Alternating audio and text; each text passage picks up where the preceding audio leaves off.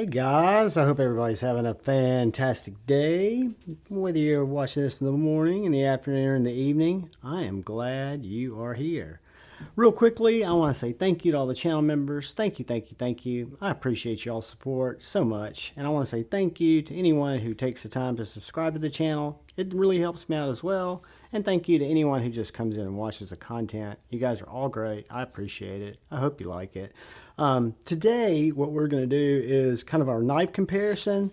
Something I borrowed from Lefty EDC a long time ago, where he would take a couple of folders and he'd look at them kind of side by side based on some kind of characteristics, materials, fit and finish, ergonomics, carry, aesthetics, sliciness, overall value. You could throw toughness in there. And then just give them points, right? And you figure out when you're looking at the two knives, sometimes it's surprising when you break it down on point by point that it might be your favorite of the two, or it might not. It might surprise you. So anyway, that's what we're going to do today is a knife comparison. I used to call it a battle, but spoiler alert, both of these knives are great knives.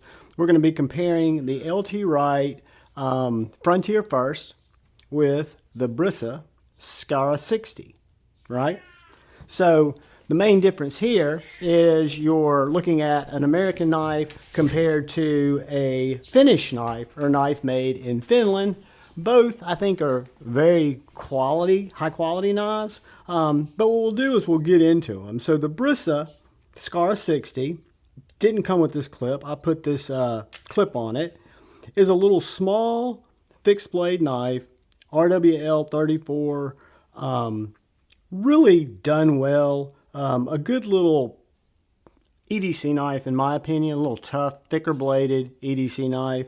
And we're going to compare that against the LT Wright Frontier First, which is another little USA made, kind of thick bladed, tough EDC pocket knife, right? They're both about the same size. They kind of fill the same spot in my overall collection. The difference here is the Brisa, I found these at DLT. I'll link both of these where I got them in the description.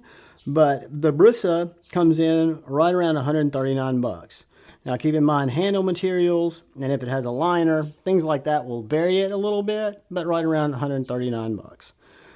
The LT Wright is going to be the same type of variable. So depending on the handle materials, it's going to range there, but this is a knife that I picked up for 95 bucks. So we'll call it right around 100 bucks, right? So you got $100 and $140 knife respectively. So the first thing I wanted to talk about was materials, and then we'll see which one. This is purely subjective based on my taste, so I'm going to rank them based on what I think material-wise is better for me. So when we look at materials, we've got some similarities here. We've got a micarta handle with brass pins, brass lanyard hole. You've got a MagnaCut blade, flat ground with a really sharp, nice spine, good ferro rod striking spine. The Brisa is also a micarta handle, and it's got some finish over the micarta as opposed to the flat on the LT Wright. It adds a G10 liner. It has, if I'm not mistaken, stainless pins, stainless tube, and it's RWL 34, a Damascus steel that's, if I'm not mistaken, it's got similar characteristics to CPM 154. From what I understand. And then MagnaCut, again, is USA crucible steel developed by Laird and Thomas. So when I look at materials side by side, RWL 34 has very good edge retention. It's a good steel. It's kind of a nice balanced steel. As we know, MagnaCut is allegedly designed and developed to be kind of a perfect balance of characteristics when you're talking about knife performance, right? Edge retention, corrosion resistance, toughness, and ease of sharpening, right? So it's a well-balanced steel. When I look at these two knives and materials, I love RWL 34. I'm a big fan of MagnaCut. Looking at these two knives, I don't fault the Brisa for being RWL 34.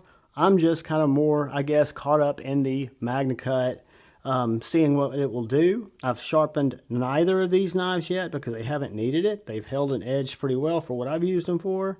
So materials, even though we've got apples to apples here, I prefer the brass over the stainless. I prefer the MagnaCut over the RWL34. So I'm going to give 1 point there to the LT Wright. Okay, so we've got 1-0 right now. Fit and finish, how all this stuff goes together. So what I look at is the plunge grind, the evenness of the plunge grind. I look at my edge bevels. I look at things like the fit and finish, how the scales meet up with the tang of the knife. These are nice rounded scales. You've got no displacement here. You've got kind of these hard edges here. I'm not mad at it, but when I look at the Brisa, I also have the addition of this G10 liner. My plunge grinds are perfectly matched. I've got very even edge bevel. I do have the finish on top of the burlap micarta, but most notably is the transition, the little extra step, and I realize there's a price difference, but of rounding this off as opposed to it just being straight cut. They're both done very, very well, but looking at them side by side, I can't help but notice the tapering on the scale as opposed to that sharp angle. So I'm going to give a point to Brisa on fit and finish. Ergonomics. Which one feels better in my hands, right? So these knives are both very, very comfortable. They both have full-size handles, full-size grips, which I mean, they're thicker, right? So these guys are going to come in respectively 0.65, 0.65. So they're both right around the same size handles. The Brisa has a little bit different finger choil than the LT Wright does, but that finger choil in my hand, which is a small, medium-sized hand, I apologize, I've been sharpening, that's why I've got black goo on my hands, makes it feel a little bit more cramped in my hand than the LT Wright. The LT Wright just has the straight, smooth, contoured handle, thinner at the top than in the back, so it's very comfortable, and I'm not pressed into that choil. So I've cut with both of these, cut cardboard with both of these quite a bit over the years. And they're both comfortable knives. I do give the Ergonomics, in my opinion, which is, subjective. Your hand's different. You might like different things. But I give the Ergonomics to the LT Wright, only because that little finger choil kind of pushes my hand back a little bit. Now, I've not tried a lanyard on either of these, which could change that, but it's not going to change the ergonomics for me, so I'm going to give a point to the LT Wright. Then we go to carry, and this is, again, very subjective. The LT Wright comes with a leather sheath that's done very well, USA-made sheath. The knife fits in it great, has great retention. I, however, am not a belt loop carrying sheath guy. This knife's short enough to where it's not intrusive. It doesn't hit your leg, doesn't hit your hip. I put it in my back pocket and literally just sit on it like I would a wallet. So that's how I carry it. I like pocket droppers, right? The Brisa comes with a Kydex sheath. I've had ulti clips on this. This is a, I forget the name of this sheath, or this clip. It's a USA-made clip. They're not cheap. They're about $35, $34. You make a right hand or a left hand. You can wear it as a belt clip if you want to, or I just put it inside my pants. So the Kydex sheath is a much less expensive option than the leather sheath. Usually, I am always going to err on the side of the Kydex for me because it gives me more carry options, right? I can horizontally carry it with straps. If I want to carry it on my belt, I can put a tech lock or something on the back. I've got flexible carry options with the Kydex. However, on a small knife like this sheath being thick leather is, like I say, comfortable. I carry it like a wallet in my back pocket, or I can carry it on my belt and it's not going to dangle too long, right? So normally I would give the carry to the Kydex because of the versatility. In this case, this little sheath is so deep, it retains so well, it's nice that I'm not going to give that advantage, but I'm not going to give it to this leather sheath either. I do wish it had a couple of riveted eyelets where you could put another carry method on it. I like leather sheaths. I like them when they're done more pocket dropper specific. For example, like this Oak City leather sheath, which is set up as a pocket dropper, or this sheath from Viper Knives that's made in Italy, that you can just stick the knife in your pocket, let the clasp come over, and then you can deploy the knife, right? That's what I prefer over this type of leather. However, we're going to give this a wash. I'm not going to say either one carries worse or better than the other, because they both carry very well. Aesthetics. Probably the most subjective of any of these tests. So when we look at this, we look at which knife looks better, right? So a lot of people are going to say, John, with fit and finish, you know, you like the way that the scales terminated, you like the look of the G10 liner, you preferred that over the look of, or the fit and finish of the LT Wright, even though you've got no displacement and perfect symmetry between the scales and the tang of the knife. This is a little different though. For me, aesthetics are how the knife looks when, or makes me feel when I look at it. And this knife looks to me to be a little bit stubbier. The blade's a little taller, which is going to come in handy when we get to sliciness.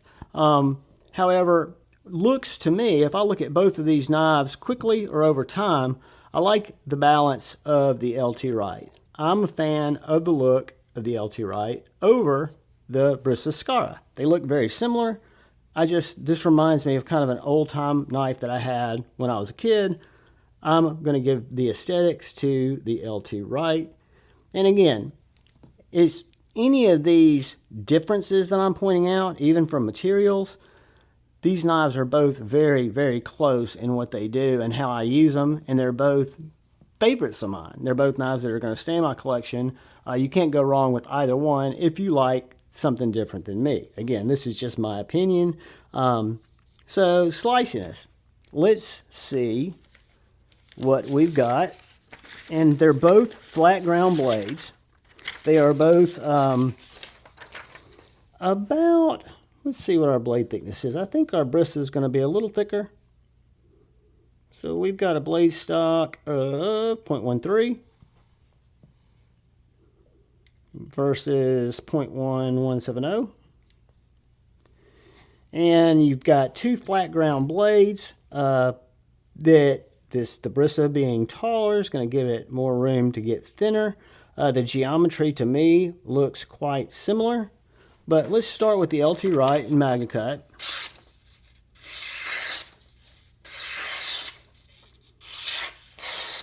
That is very slicey.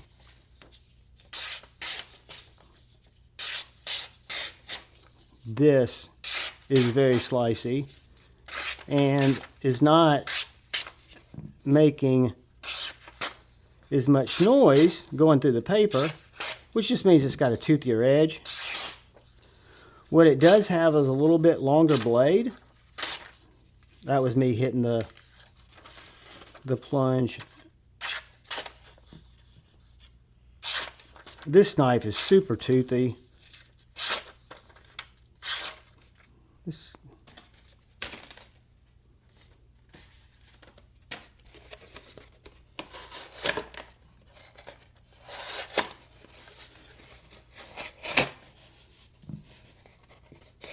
Whoops, I missed that cut. That was not the knife's fault.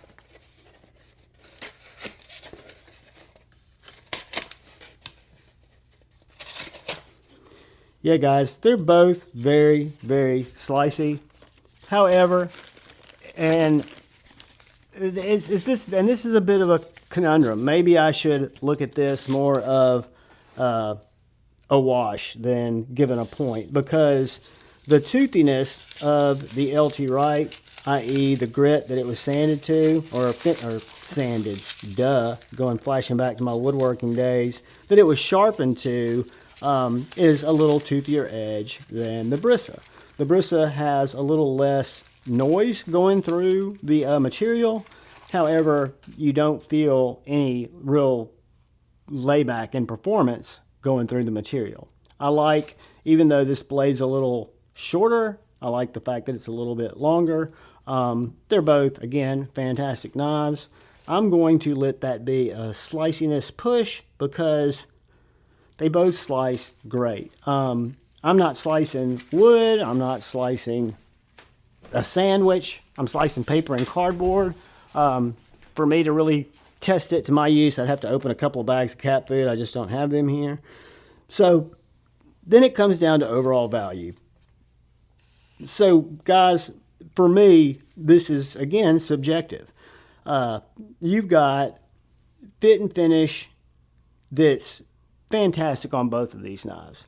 I think you've got very good materials. I love RWL 34. I love MagnaCut. This knife is maybe a little less refined than this knife in overall finish. You can see in the spine, they left this super sharp on purpose because it's a ferro rod striker. This one, I can probably strike a ferro rod, but it's smoother and it's finished better. However, I do feel that USA made goods, even though finished goods are fantastic, I value what's done here, and this is very subjective because it's my valuation of it, but MagnaCut for under $100 in a little EDC fixed blade knife, this made here in America, and $140 or $139 for this little Scara 60. Both of these were great values for me, and I thought they were both very quality blades. However, when it comes to overall value, I do have to give that point, for my opinion, to the LT Wright. So if we were just looking at this chart, it looks like it was an absolute cream, right? It looks like LT Wright got 4 points, Brisa only got 1, therefore Brisa's not as desirable. This is a big idea. Pen, by the way, bolt action pen. It would make you think that the Brisa is not on the same category or the same plane as the LT Wright Frontier First. That's not the case, guys. Both of these knives are so close, so good. I could highly recommend, if you like a smaller, chubbier, little, kind of an understated, shorter working knife, because both of these I'd say are kind of hard use in terms of having thicker blades, right under 5.5, right over 5.5, so they're both right around the same size. I think they're great knives. I think they carry well. I would like to, you know, if I had an Oak City leather slip or a Lancelot leather slip for this knife where I could pocket drop it and have a clip, that might be cool. However, it's not, this sheath is so good that I've gotten used to just sticking it in my pocket because it's so short. You know, the overall package is under 6 inches. So, yeah, it's two great knives. I would recommend, could highly recommend either one. I lean and favor the LT Wright more. When I found this knife, and I can't remember if it was, it's one of three, I can't remember if it's DLT, REC, but I'll find the links where I got them. Put my affiliate links there in for both of these in the description in case you want to use those to help the channel. You do not have to. You can go straight to the sites. But when I found this knife and saw it on their website for under $100, it was an impulse buy. It was early on in my EDC fixed blade stage before I was really truly under the ether of EDC fixed blades.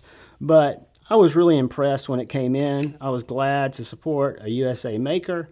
I was, really pleased with the knife. For under $100 with a sheath, that was pretty strong in my opinion. They might be right over $100 now, but not a lot.